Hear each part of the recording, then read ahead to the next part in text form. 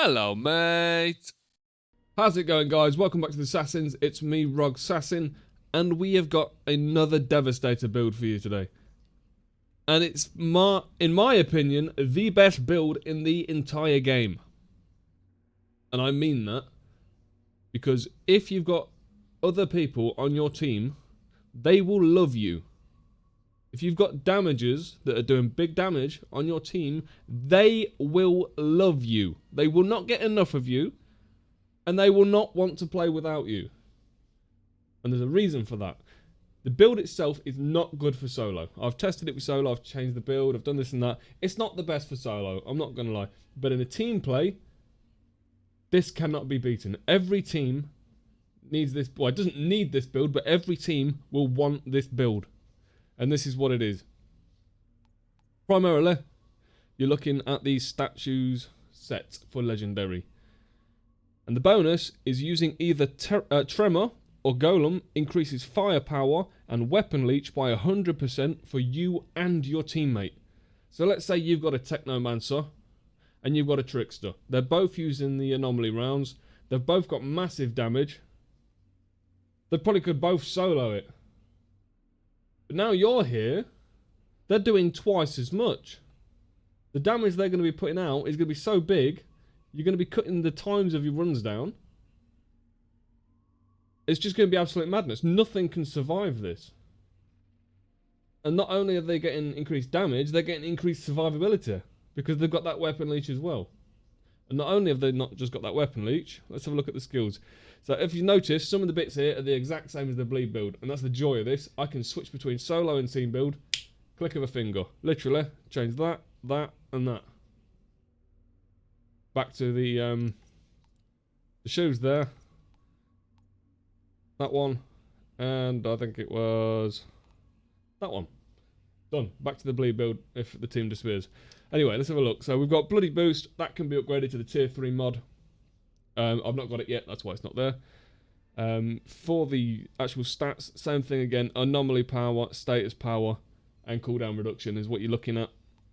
It's not perfect for me. I've not got them rolls. But it still works.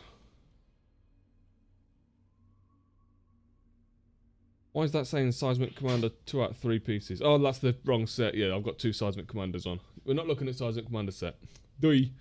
Anyway, Bloody Boost, Blood Shock, Earthquake inflicts bleed on enemies damaged by the skill. The bleed is still good. It's still damage over time, and it is still going to keep you alive. Right, Statues Torso. 3 out of 3 pieces, because this is the set we're looking at. That confused me there. So again, you're looking for Anomaly Power, Cooldown, and Status Power. Right, so we've got tier 3 Tremor. When the skill is active, allies are given another 40% weapon damage bonus. So when that tremor is active, they're getting 140% damage bonus on your team. Who the hell is going to turn that down? Talk about kicking Devastators. Not with this build, you won't be. You'll be on your knees praising them. We are not worthy. And Crush Sequence. Tremor. Receive 2 additional explosions. Keeps it going longer.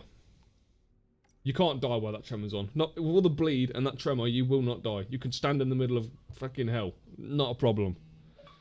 Right, Statue's Legs. Again, not perfect rolls. Golem Squad. Increases the skill's duration by 20% and creates a 25% shorter version of Golem on your allies. It's giving them extra survivability. Not only are you buffing their damage, you're giving them Golem status as well. It's going to keep them alive to do the damage. And because you're buffing it, they're going to do the damage for you. You're just there to buff the team. And also Stolen Life. Tremor increases the percentage healed by the affected enemy. That one could be changed out for another mod. As I'm there for the team build, I've left it on that for now. Doesn't hurt. But that one could be changed out if you wanted something different on there. Again, not perfect rolls, but we've got Asunder. Earthquake reduces the armor of the enemies and can be activated 1 more time. So we're getting that 2 earthquakes to put the bleed out. And on the boots, we've got Golem. When the skill is activated, incoming bullets have a 33% chance to ricochet back to an enemy, dealing damage. Why not? Just a bit extra. It came on the boots. And Bleeding Impulse. This one is a pretty good one. When you've got Golem on, it radiates bleed and a 10 meter radius every 2 seconds. So yeah, no got to worry about the earthquakes, put bleed on. It's just going to pulse bleed to everyone. Everyone's going to be taking damage over time. On top of that, you've got death chains. That puts even more damage over time on. On top of that, you've got ravenous locust. That puts weakness on and puts even more damage over time on. I'm not sure if there's a tier 3 death chains, but if there is, obviously that's what I'd put on top. Anything that's got that damage over time would be great. It works great with the build. Again, we've got bleed on the pistol, just in case you need that long range bleed. Another thing that works really well with this build is the Mind Mugger. Because we're going for that team play style, we're buffing and debuffing. Every time we put bleed on, if we shoot them with this gun, it mutates the anomaly. Shots on enemies afflicted by any status condition multiplicates and mutates into a different one. So if they've got bleed on them and you shoot them with this, they could get frozen. Could get toxic. It just puts another random one on top of your bleed. Now, I was playing the team with this last night, and the amount of debuffs that were on one enemy, you couldn't count them before the team killed the enemy. And it doesn't matter what enemy it is, whatever stands in front of your team with this build, it doesn't have to be this exact gun, you could use this one for a little bit of damage. But whatever stands in front of you is just going to get absolutely melted. We were playing with a Technomancer and a Pyromancer using the Anomaly Rouse. And it's just absolutely brutal. So I'm going to put a bit of gameplay to follow. And yeah, try this build on your team, because it is absolutely brutal. And it looks cool as fuck as well. Look at that geezer. I'm a tank! And he is a tank as well. You're not going to go down using this. All you do is rotate your skills. Use your golem. When your golem's run out, give it a couple of seconds. Use your tremor. By the time that's done, your golem will be back. About a 5-second downtime if you just rotate the skills, one, then the other. Obviously, you're constantly popping your earthquake out for build. For bleed. There's the class tree one more time. Again, same as the other build. The only thing I'd recommend changing out is changing the armor for the firepower, but it's not needed because your guns won't be doing that much damage. Our damage comes from the damage over time and the mods on the weapons. So that's why I don't bother with this one. But if you want to give it a go, try it. It might work for you. That's why I go that one, just to keep myself alive.